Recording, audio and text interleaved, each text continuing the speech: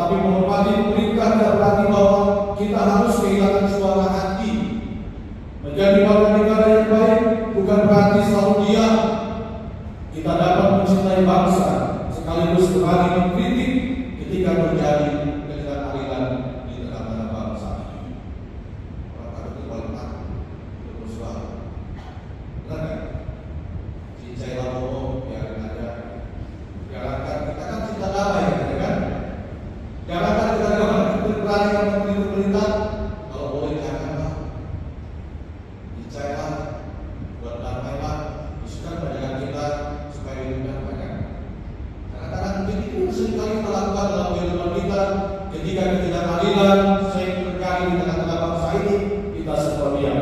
Padahal Santo Petrus mengatakan kepada kita, kalau kita mencintai bangsa ini, maka kita juga harus berani mengkritik hal-hal yang tidak benar, hal-hal yang tidak baik, hal-hal yang tidak adil di tengah-tengah bangsa ini. Kita taat kepada hukum, tetapi kita juga dipanggil untuk memperjuangkan agar hukum sungguh-sungguh menjadi jalan keadilan, bukan alat untuk kepentingan kelompok tertentu. Sekarang hukum bisa dibayar, ya. Sampai yang buat membayar dia menang dalam pengadilan. Saya tidak terjadi dalam kehidupan bangsa ini. Miris gimana?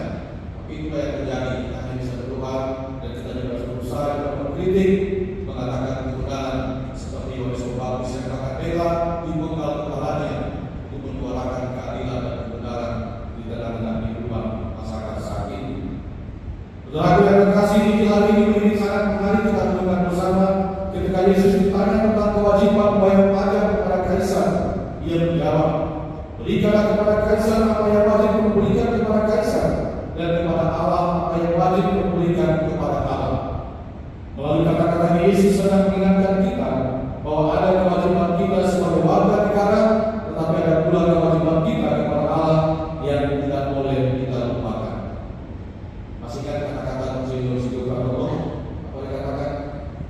100% Katolik, 100% Indonesia. Kita harus Katolik, jangan berkurang ya. Kita juga harus 100% menjadi warga negara Indonesia. Bapak Ibu yang terkasih, kita boleh menjadi orang Indonesia yang sangat mencintai tanah air. Kita boleh bangga dengan merah putih. Kita boleh memperjuangkan kemajuan bangsa. Tetapi jangan sampai cinta kepada bangsa berubah menjadi pemujaan terhadap kekuasaan. Dan jangan sampai kepentingan politik membuat kita kehilangan kasih, persaudaraan, dan kebenaran. Pertanyaan bagi kita adalah apa yang harus kita berikan kepada negara? Jawabannya jelas, yaitu kejujuran kita, pajak kita.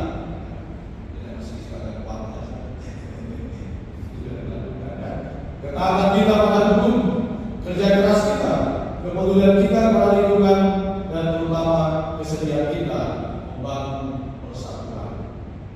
Lalu apa yang harus kita berikan kepada Allah? Yang kita berikan kepada Allah adalah hati kita, iman kita, kebenaran hidup kita, kasih kita kepada sesama, dan keberanian kita untuk berdiri di pihak yang benar.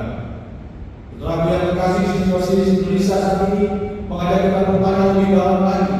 Apakah kita sungguh-sungguh sudah merdeka dalam kehidupan kita, bangsa kita? Kita memang merdeka sebagai bangsa, tetapi mungkin masih ada bentuk-bentuk penjajahan yang hidup di dalam diri kita, yaitu penjajahan dari keserakahan, korupsi, kebencian, hoax, intoleransi, politik identitas, ketidakpedulian terhadap lingkungan, dan keinginan untuk kemenangan sendiri. Itulah bentuk penjajahan yang mungkin masih ada di antara kita. Kita bisa memiliki gedung-gedung yang tinggi, jalan-jalan yang besar, teknologi yang semakin maju, tetapi kalau kita kehilangan kejujuran dan persaudaraan, maka kemerdekaan kita menjadi ragu. Lagi yang terkasih, kemerdekaan sejati terjadi ketika tidak ada manusia yang merasa lebih rendah karena kemiskinannya. Tidak ada orang yang melakukan tidak adil karena perbedaan agama atau pilihan politiknya. Dan tidak ada kelompok yang merasa berhak mengambil apa yang menjadi milik seluruh bangsa ini. Oleh karena itu pada hari kemerdekaan ini, mungkin kita tidak perlu bertanya terlebih dahulu apa yang sudah diberikan kepada saya. Mari kita bertanya, apa yang sudah saya berikan kepada bangsa Indonesia? menjadi warga negara yang jujur? Apakah keluarga saya menjadi tempat pertama tumbuhnya persaudaraan? Apakah saya menyebarkan kebenaran atau justru ikut menyebarkan kebencian? Apakah pekerjaan saya sungguh memberi manfaat bagi orang lain? Apakah saya memperlakukan mereka yang berbeda dengan saya sebagai saudara?